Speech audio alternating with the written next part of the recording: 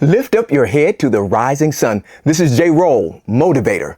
From the J. Roll Call podcast, please like and subscribe to J. Roll Motivator on IG, Facebook, and YouTube. Join us every Sunday evening from 7:30 until 8 p.m. for powerful conversations that motivate, inspire, and encourage. Hear real stories from real people overcoming real challenges. Streamed on YouTube and your favorite podcast platforms: Amazon, Apple, Spotify, Pocket Podcast, and iHeartRadio. So when the J Roll Call podcast calls, answer the call, join the conversation for real talk, real growth, real impact.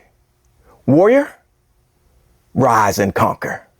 Lift up your head to the rising sun. This is J. Roll, your mental toughness consultant, coming to you with another exciting guest here on the J. Roll Call podcast. This evening, none other, coming all the way from Michigan, is Coach Natasha Richards. Can you say hello to the people? Hi, everybody. It's so great to be here. Hi, Jay. What's up, girl? What's up, my sister? We have a lot in store this evening, and we're going to ask you some questions just so the audience can get a chance to know you a little bit better, okay? Okay. What's your favorite color? Red. What's your I favorite love cartoon? Red is You love everywhere. red? Who's your favorite cartoon character?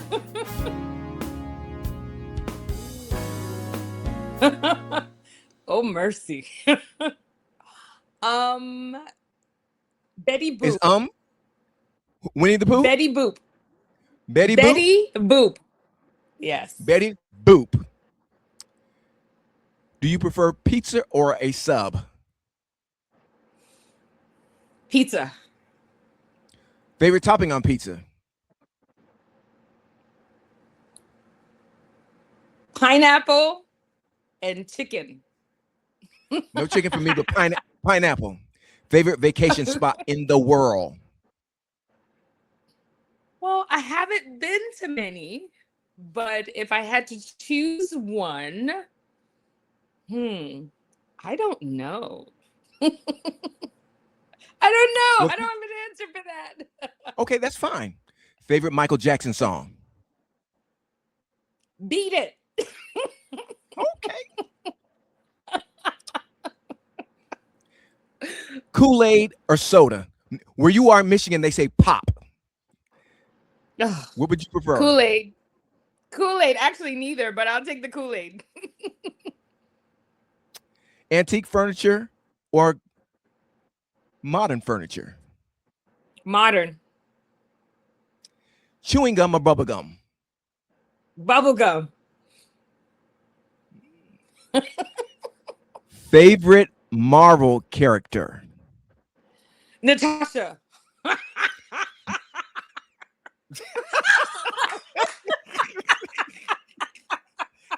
on, I'm ready. Come on.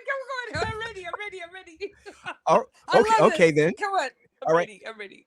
Would you prefer an ATV ride in the mud or a jet ski in the ocean? Jet ski in the ocean. No mud. No mud. What's your favorite fruit?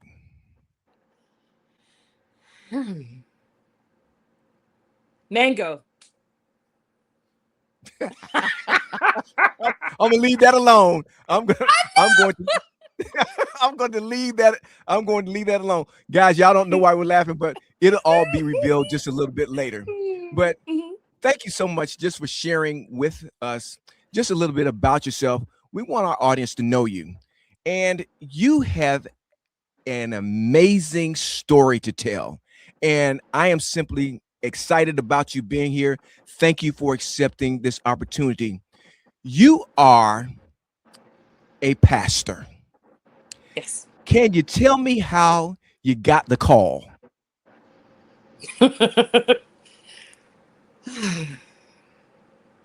I think from I was little, my aunt God rest her soul, has passed away now, Mm-hmm. knew that there was something more in me. But the official call, I was nursing, um, trying to take care of my children.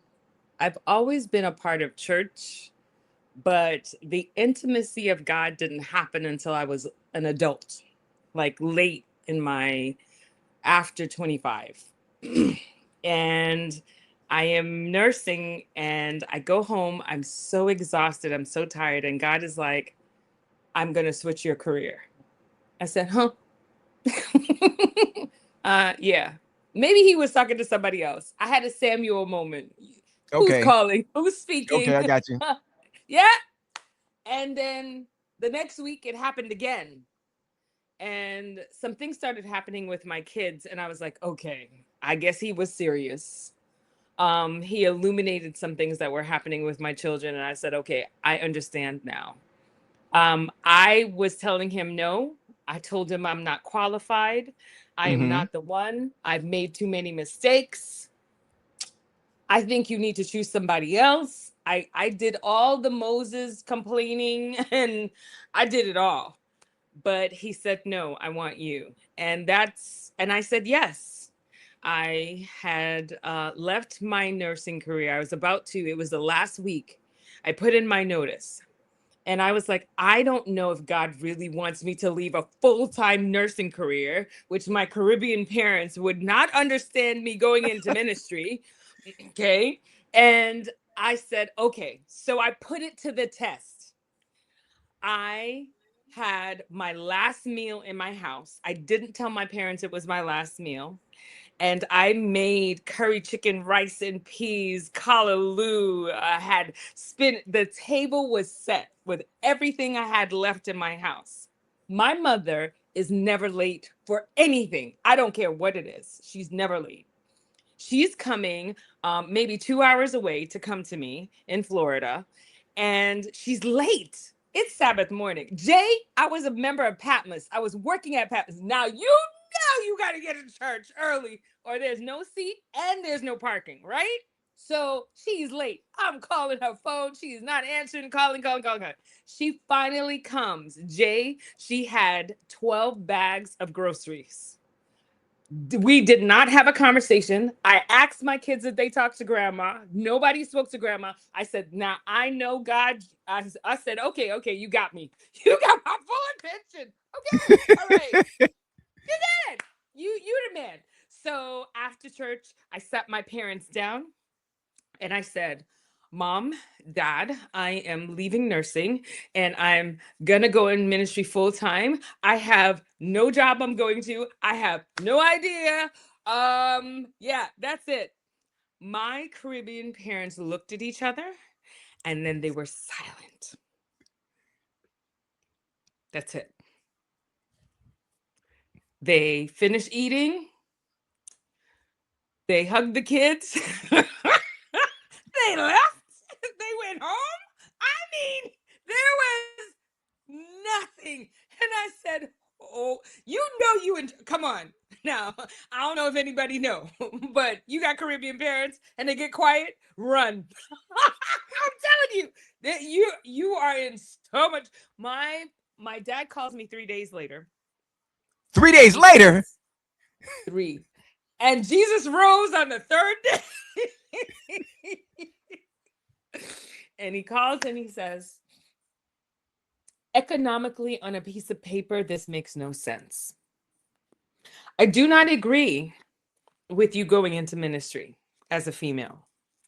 But if you believe that this is what God has called you to do, okay. My mother calls me later on that same day and says, you are making a very foolish decision. Mm. You need to take care of your kids.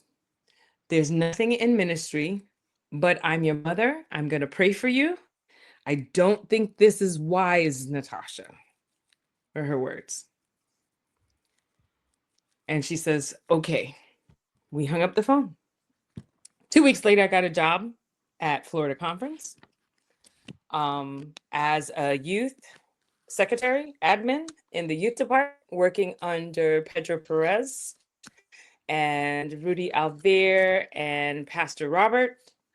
And I worked there. And then from there, God started matriculating me from beta youth events to conferences, working for different organizational conferences, to working for different churches, Kojic type churches. The list goes on. I was just moving. I was the event planner, I was the workshop girl. And then I learned about leadership under Pedro Perez, how to write a manual for starting up for leadership, for training, for whatever. And God just kept on elevating, and I kept on working for bigger conferences and bigger events and organizing and working for artists. And that's how it went.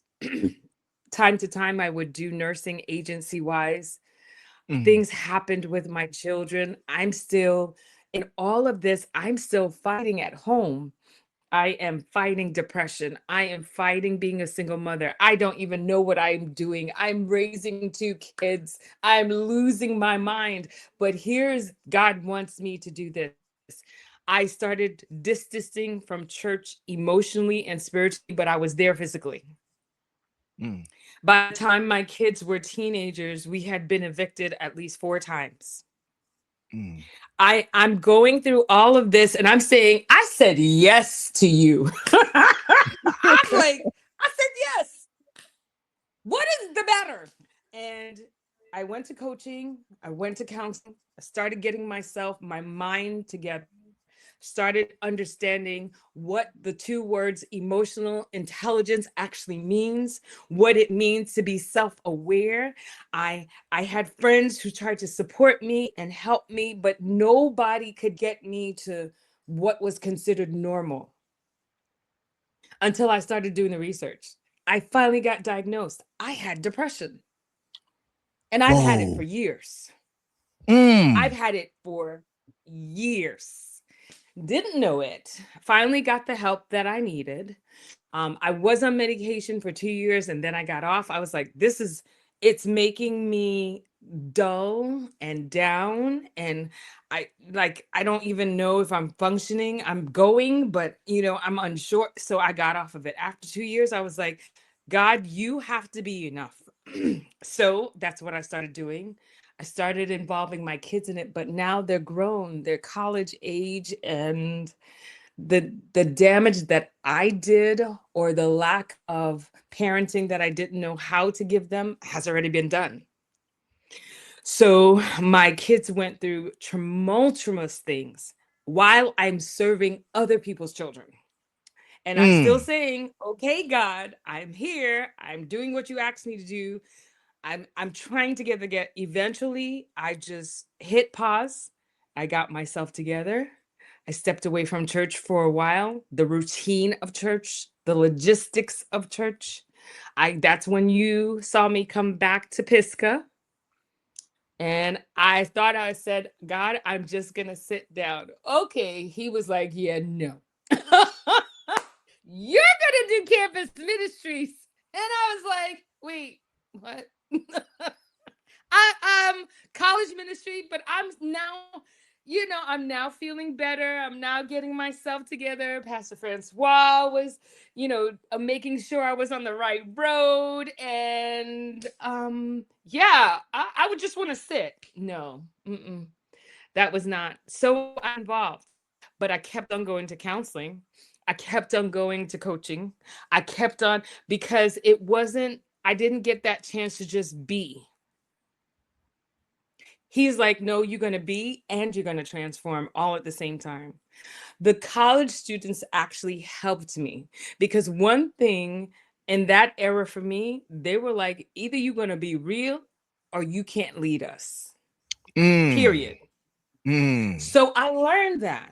I learned how to lead them. I learned how to talk with them. I learned how to do different things like sit in the middle of the busiest place in college and ask students to vent. And I learned about my kids through them. I learned while I was healing, while I was broken, while I was trying to figure it out. I learned.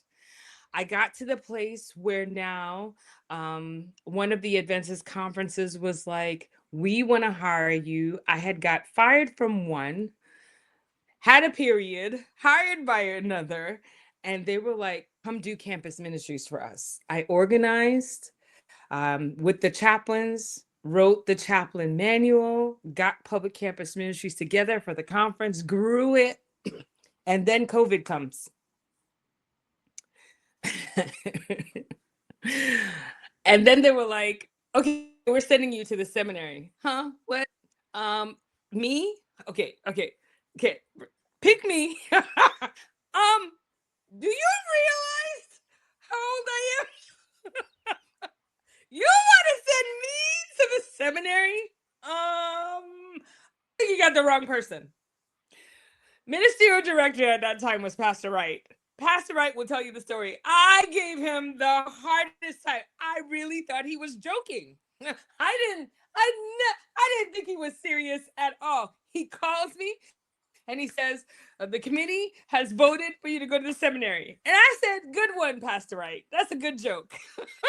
Hung up the phone. He calls back the next day. He said, Natasha, did you put your application in? I said, sir, no. I thought you were joking. He says, I'm serious. This is how this every day he kept on calling. He says, Natasha. One day he called me by my whole government name. And I was like, wait, you're serious? Oh, you're really serious. He says, the AdCom is going to vote, which is the higher committee, and you better put in your application.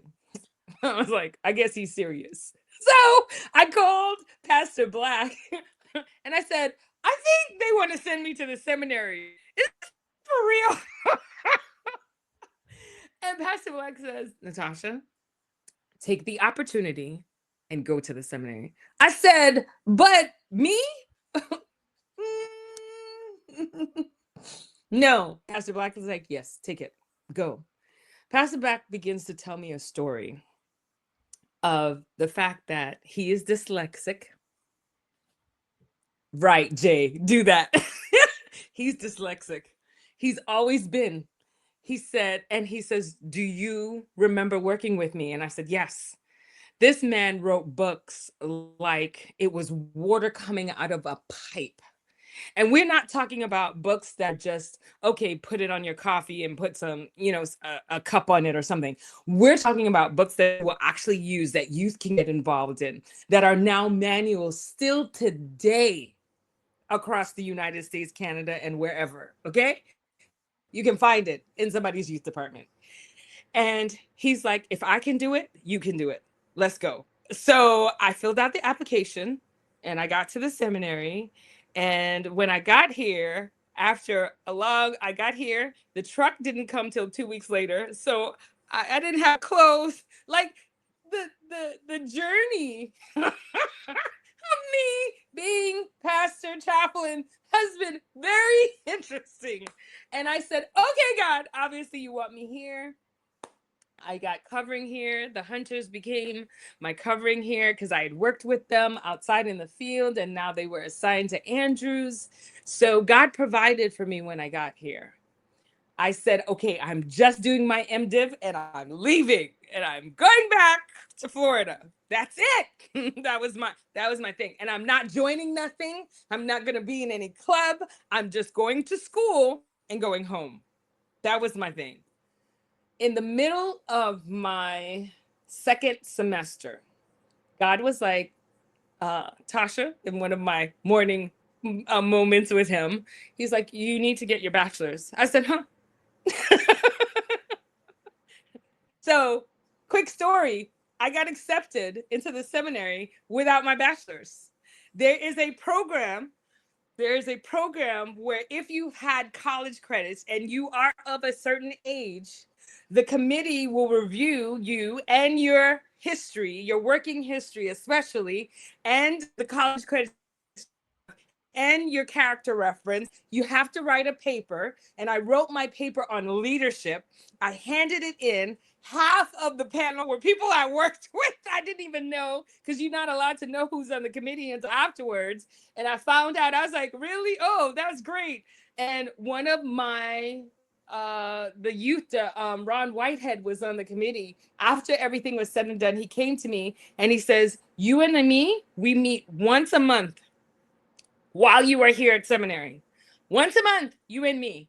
And I met him once a month while I was here. And I would tell him what I have. Ron Whitehead has his business degree and his MDiv. He said, while I didn't do them simultaneously, like you have to, I'm going to show you what to do. And exactly, he walked me through this process. And I graduated with my bachelor's and my master's 2025 from Andrews University with my 4 units of CPE on top of that. I am also crisis management certified for churches and worship house. All of that happened there.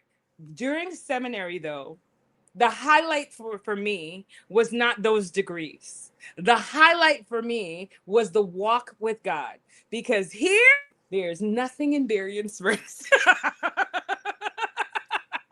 Nothing. Nothing.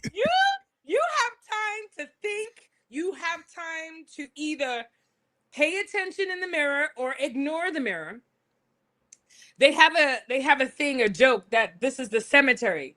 And it's true, because you have to die to self to be ready to do what God has called you to do by the time you graduate. So I did. I got into the most intimate space with God while I was here at the seminary. So coming here, while the conference may had a different idea of why they were sending me here, God was like, nope, I want you to myself.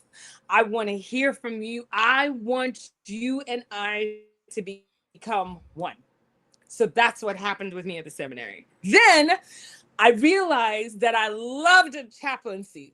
I loved being outside and watching people transform outside of the church, outside of the pulpit, outside of the walls, like in the grocery store, having a conversation with somebody and they feel hopeful. I fell in love with this. My clinicals for my clinical pastoral education were at the prison, were at the Boys and Girls Club, where you see kids who will talk to you like they're an adult because they have no parent watching them, or their parents are on drugs or in prison, and when they go home, they got to take care of their siblings. I was exposed to people that I would never, or forgot who these people were, coming from Brooklyn, New York. I was like, oh my, well, the one thing that changed me was the women in the prison. I would go to the prison and these women are from all different walks of life. But here's the thing. There's only 2 decisions that separated me from them. There's only 2 decisions. And I could be right there where they are. And when I Tell us the realized decisions. Wait, that, no, don't go on. Tell us what are the decisions? What are the decisions? the decision was to choose to get better because my mental health could have caused me to get into prison. If I didn't allow the process to happen of healing, I could have been right where they were, because I was making crazy decisions, not understanding why I'm making these decisions. And they were painful to my family, to my children, and to myself. Now let me ask you. You said that. Did you ever go to therapy? Did I hear you mention something like that earlier? You had a counselor? Yes. Okay. Yes. Okay. Yes. But those are the decisions, to choose to get better, to choose to not be like the paralytic and say, I want to get help, but you sitting down there and not doing what is necessary to get help. I wanted to get help. So the decision to choose to get help and the decision to go to therapy are the 2 decisions that separated me from that lady in that chair in that jumpsuit. Can you just give a quick plug for, especially, well, for anyone that needs to go to mental health counseling? Can you just give a plug and say how necessary that is? If you have been sitting in church, I want to talk to you first, because many of us, church is a routine and it's not for fellowship or intimacy of God. It's not for renourishing. It's just a routine. My parents used to take me to church, or I'm supposed to go to church. You actually haven't fallen in love with God because you haven't gotten over your trauma. You haven't gotten over your pain. God is just something you visit. He is not a person that you actually have fallen in love with because you haven't fallen in love with yourself. You cannot go down that road continuously and think it's just going to end up and I'm going to end up in heaven. No, God wants you completely broken and all, but you have to say yes to the process of healing. Hearing a sermon once a week is not going to heal you. And going home, what's going to heal you is recognizing that there's hurt, recognizing that there's trauma, recognizing that you are still angry at God for somebody he took from you, recognizing that you are angry at God for the trauma that you went through, recognizing that you never processed that hurt or that pain and you have transferred it on to your husband, to your children, to your community, to your family. And church is a routine now that you do to cover up what you won't heal from. Therapy is where you get down to the roots and find out what is going on so you now can relate to God. There is a block. So the Bible are words on a paper. You say yes and amen, and you have all of these emotional experiences. Those are real, but the reason why you can't connect, why those emotional experiences don't fuel you enough to go deeper is because you have a wall called trauma, hurt, pain, angriness, grief that you have not released. I promise you. Start praying. Say, God, I want to be healed. I don't know where to start. Say, God, I need to get over this. I don't even know what I need to get over. I promise you, he will direct you to the right counselor. He will then direct you to the right coach because counseling digs. Coaching helps you live practically. You have to make sure that you access these services. They are not devilish. They are not to take you away from God. They're actually meant to help you dig so that you can get closer to God. To know yourself is to know God. Now, wow, powerful, powerful. But let's just kind of flip this just a little bit. You're talking about all of what your journey to becoming a pastor and what you had to go through, but you mentioned your daughters. How is being a single parent a sore eye for some people that are sitting in the congregation? Well, they look at you and say, where's your husband or where's your spouse? First of all, you can't be a pastor to me because you don't understand about marriage and you don't understand about this and you don't understand about that. Well, the man who is married with the kids can't understand the single parent, can't understand the widower, can't understand trauma if they've never gone through it, can't understand it, but yet God has chosen them to be over the house. My role is not for you to sit down here. You're going to have those church members. Oh, God help them, who are going to tear you apart. And they're there for a necessary. Just like God had Judas, we are going to have people who are going, their sole role in life is to tear us down. We're going to have them. They are there to make sure that we keep accountable and that we are doing what God has called us to do. You are not to try to remove them or try to argue back with them. You are there to say, I heard you. Thank you very much for your opinion. Now, God has assigned me here. I'm going to do my job. If in the midst of me doing what God has called me to do, you see something good, amen. If in the midst you still have your point of view and think I don't need to be here, amen. But here's the thing, I have to be obedient to God. Period. They're going to find a ways because, first of all, there are a lot of people who don't want women on the pulpit or women as senior pastors or women as pastors at all or women as clergy, like at all. You're going to have them. Some of it is cultural. Some of it is really an ism, sexism. Some of it is really no, you don't belong there because I should be there. So you're going to have, you're going to have those people, Jay. And what I've come to realize, I had an experience when I was in Florida. I was assigned to preach at a church, and I went to the church. I go into the door, and I say to the gentleman at the door who was ushering, "Hi, my name is Natasha Richards. I'm here to preach today." He says, "No, you're not."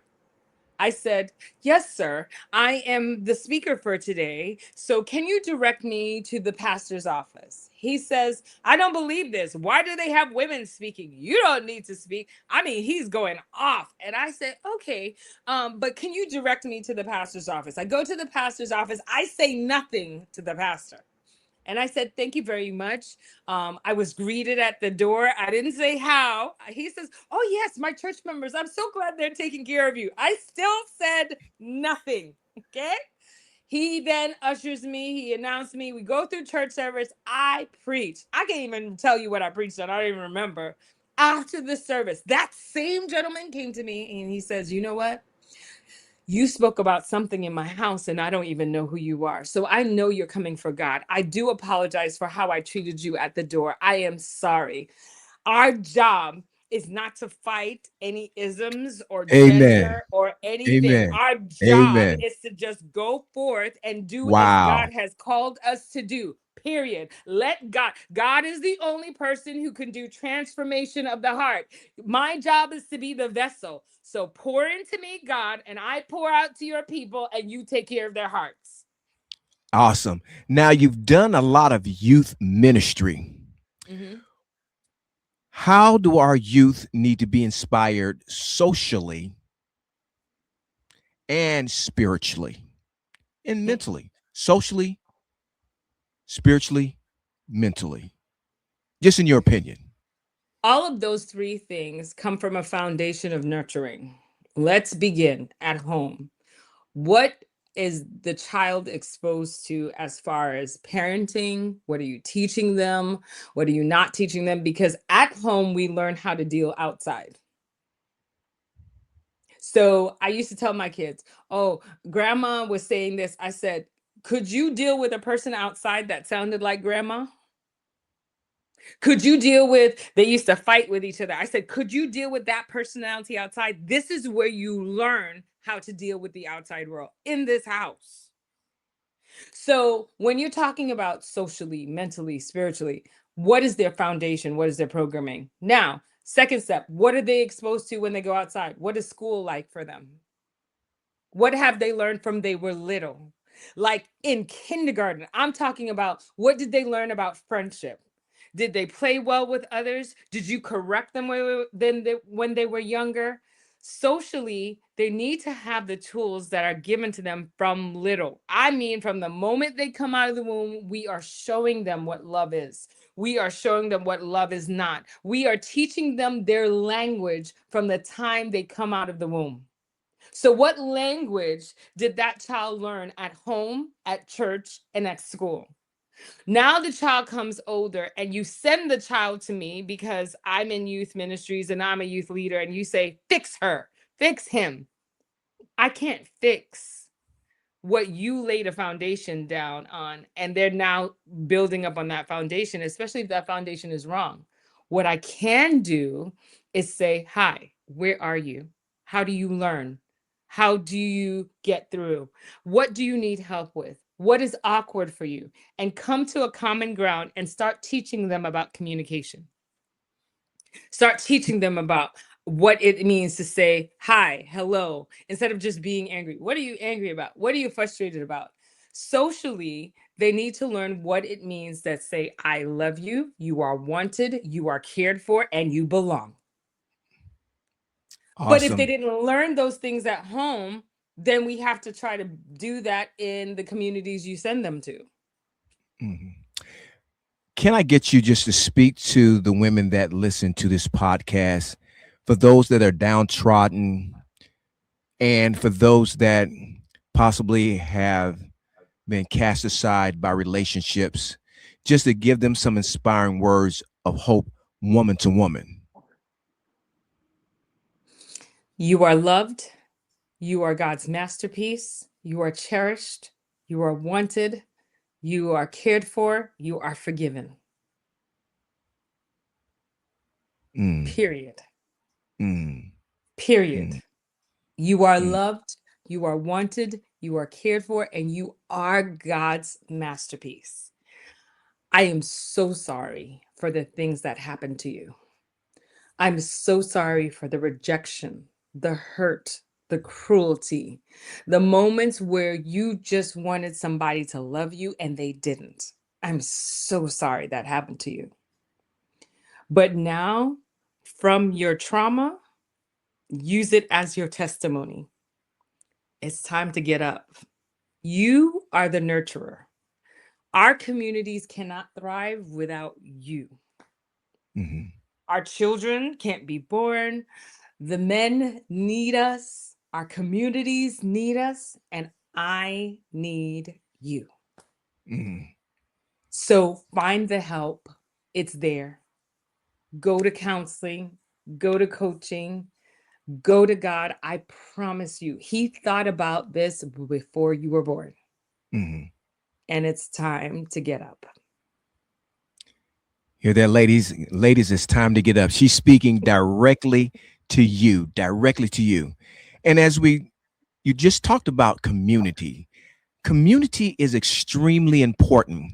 And we need to find ourselves connected to our community, know what's going on, head to some town hall meetings, get out to vote, do certain things that would let our community know that we hear them, but also that we have a voice in our community.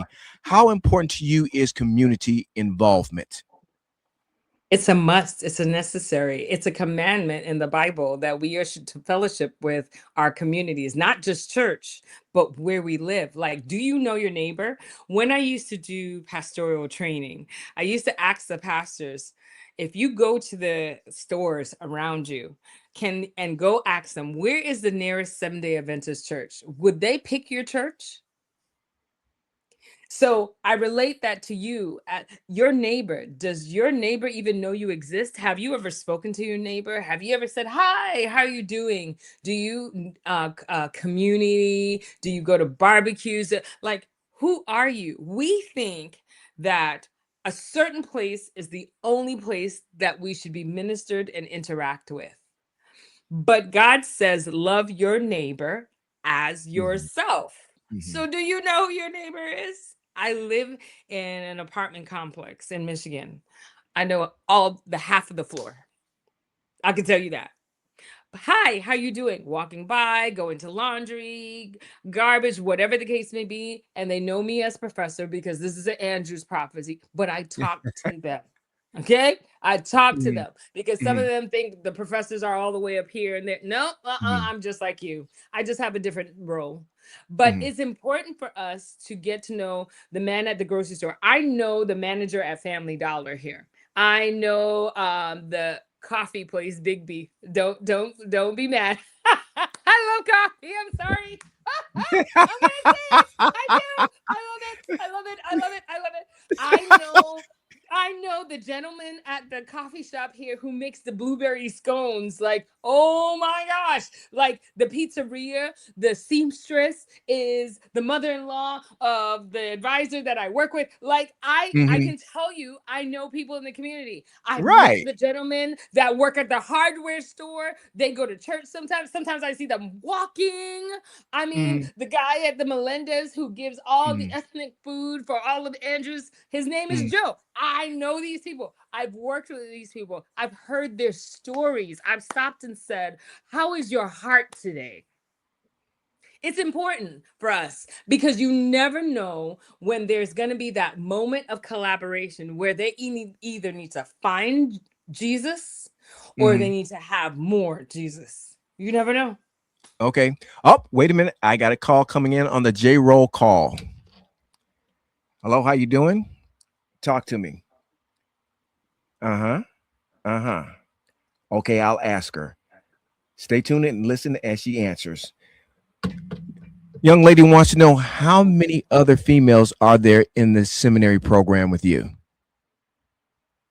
As a professor, because I've graduated. Well, Um, that are just in attendance in the seminary right now.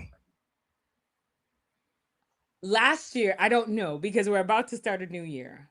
Last year, I think the number was 69. Wow. Okay. But the year I was in school, there was almost 100 of us, Nice. females, when during COVID. There was a lot of us. Okay. So it's not as much anymore. It's been dwindling down and dwindling down and dwindling down. The opportunities are not as big anymore. The hope is gone. But Mm, I think it will rise again, especially now that they know chaplaincy is another viable, like that is mhm, still a pastor, just a mhm, pastor who is in a different capacity. mhm, So I think it will rise again as women realize that they are called to do God's work and where they're called to do God's work. mm. All right. Let's just let's just pull back a little bit. What do you do for fun, girl? What do you do? Go on adventures. I was a bookworm for 6 years. All I did was study, study, study, study, study, study, and anything at Andrews, that's what I did. I've lived in Michigan for 6 years and I even know Michigan. So, like the other day, I went to the Obama Center. That was great. I am learning to have day trips. Like, go pick blueberries. Like, there's a youth fair that happens, like the largest youth fair in Michigan happens here. I'm gonna go ride an elephant. I'm gonna go horseback riding. I've never done these things. I like doing different adventures, seeing something new, experiencing something new. I'm a city girl, so there's a lot of things that I haven't done. This nature stuff, I'm not good at it. There's like 14 trails at Andrews. You will not find me on one of them. I did go to the observatory because I love looking at the stars at Mm-hmm. nighttime. So I love going on trips and just exploring. I'm a foodie. I love trying different types of foods from different types of countries. I'm working on having a travel budget. So once a year, I'll experience a different country. I'm doing that. I love scrapbooking because it allows me to stop and enjoy the moments of things that have happened. I also get to see God's hand on what He brought me through and the moments that He allowed me to have love, give love, feel it, receive it. So, yeah, that's what I love to do. Oh man, that sounds like you're a foodie. What's your favorite country for food? Italy. Italy. Okay. Yes. I love Italian food. Absolutely. It don't love me, but I love it.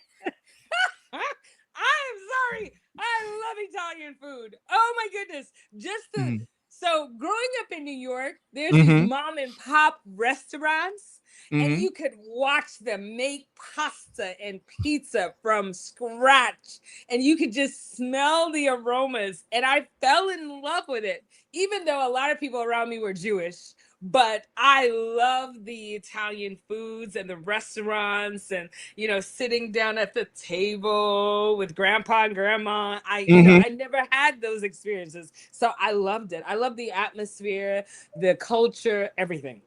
Yeah, Italian food. All right, that's it. Now, Mm. would you ever consider moving out of the country to do ministry? Yes. I told God when I graduated, wherever, whenever, however, let's go. I'm ready. I am ready. I'm here on assignment. I'm on my Moses assignment here at Andrews, and I'm loving the people. I'm loving the culture. We recently are going through something hard right now, and it's great to have your few people around you who you can band with. I love the learning from amazing people like Dr. Hyveth Williams has been a whirlwind for me in becoming in as a leader, because she doesn't talk to me and say, woman, do this. She talks to me as a leader all the time. And I love that. I just told God, wherever here, I get to sit down one place and experience all these cultures, like people from all over the world. So Mm. that again helps my foodiness, because I've tasted Korean food, food from Czechoslovakia, Philippines, the pancit. Oh my God! Like all these different cultures, I get to sit down, learn some words here and there. So I told God, wherever you want me to go, I'm ready. Mhm. I'm mobile. I'm not tied to any building or any place. If you want me to move, let's go. All right. I was like, let's just almost kind of circle back to the beginning again. Let's do you do two truths and a lie, and let's see which one is not the truth. Do two truths and a lie. Uh-huh. Okay. About yourself. What you got? I'm not good at this. Okay. All right. Be good at it this one time. Because I put her on the spot. We did not practice this or anything like this. I'm just putting her on the spot. So let's see what you got. Okay. I am crisis management certified. I am certified as a forklifter. I am certified for grief. I got that. Okay. Ding ding ding ding. B, you're not certified as a forklifter. I am a forklifter certified. What? I'm not grief certified. Wait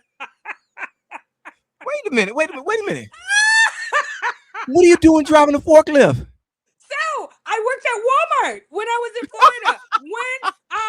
When I worked at Southeastern Conference, I also worked at Walmart at the same time. And I was a part of the remodeling team.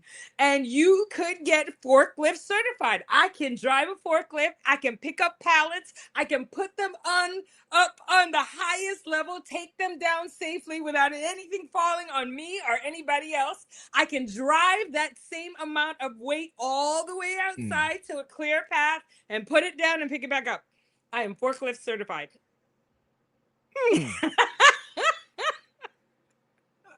We gotta pass it as forklift certified. there you go. Man, that is so interesting. Since you've been to the seminary, what is something that you've learned about yourself? Just something new. And it could be you learned about a new culture or anything. What have you learned about yourself? That I'm a true girly girl. Okay. And what is a girly girl to you? So for years, because I used to be a certain weight, I didn't want to, clothes were hard. I didn't go shopping. I hated going shopping. I would cry when I would have to go to the store. So I never dressed appropriately. Years ago, God blessed me with an amazing, amazing, amazing woman named Kayla. And she helped me learn about myself inside, appreciate my body, even at my biggest weight.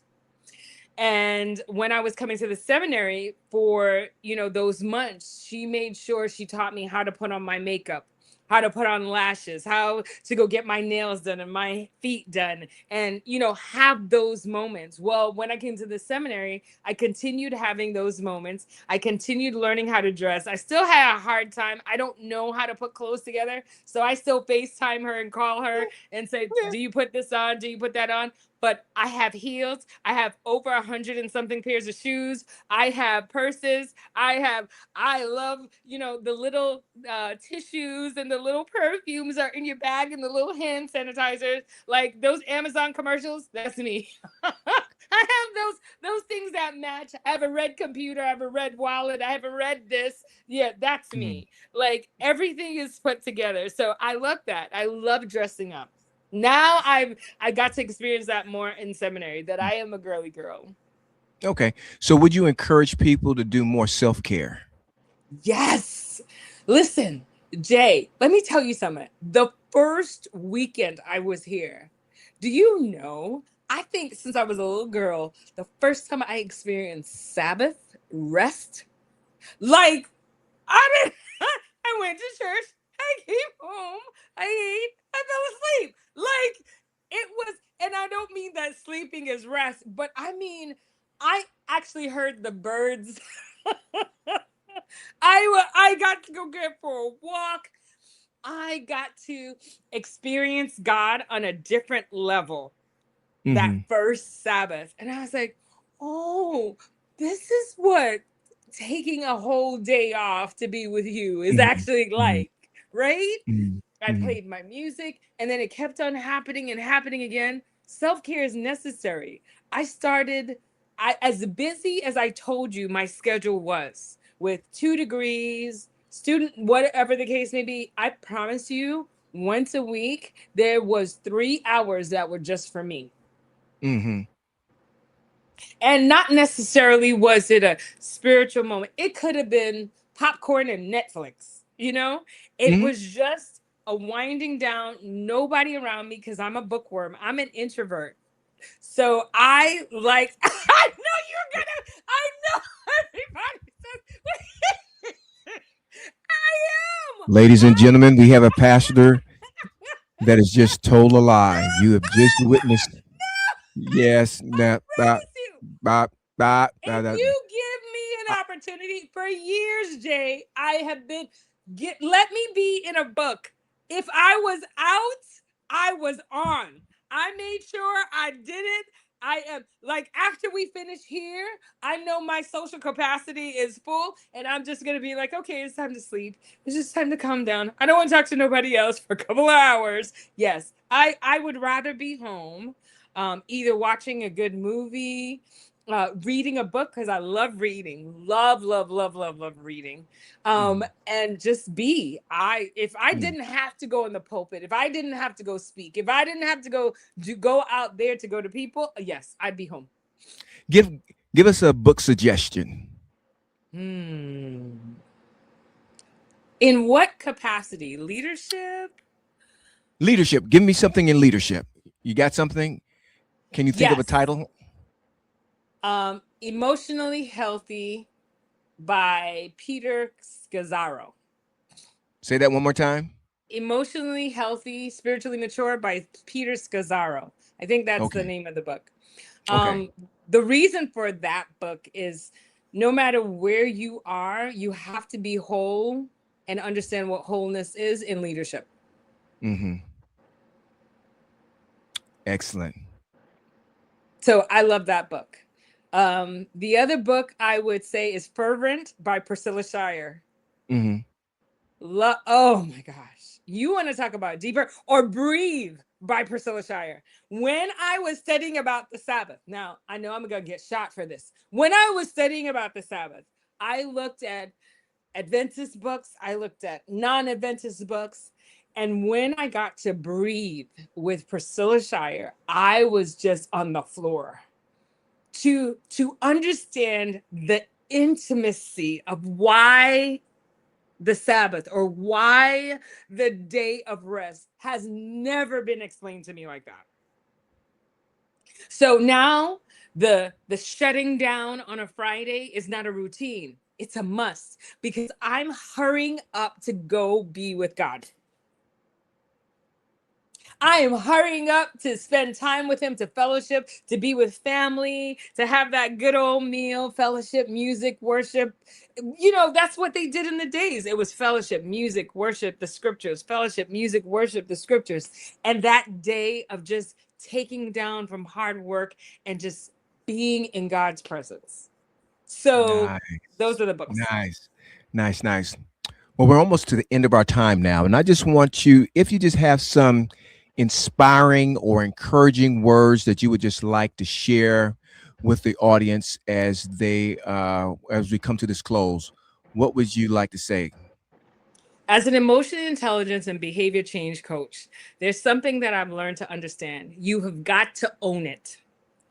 You have got to observe your truth, look in that mirror, and deal with this person for real. You have got to work the process of going to heal, to get better, to not do those things that cause character deficits or cause lack of success or cause negative mindsets. You got to work the process. Then you got to normalize the behavior. It's small, consistent steps that will get you to owning your life. Wow, that is so nice. Well, ladies and gentlemen, we have had a great time with Coach, Pastor, Chaplin, World Traveler, Foodie, Mom, and Professor Natasha Richards. We truly appreciate your time that you've given us and sharing with the people. I'm quite sure everyone would want to just say thank you. But right before we go, how do we get in touch with you? Are you on social media? What do you have? Talk to me. Social media, natasha.richards.coach on Instagram. On YouTube and Facebook, it's Natasha Richards Coach. On LinkedIn, all of those, Natasha Richards Coach. If you remember that, you can find me on any social media. My website is ready at empoweredme.com, no E. Ready at empoweredme.com is my email, and that's also our website. Wow, nice.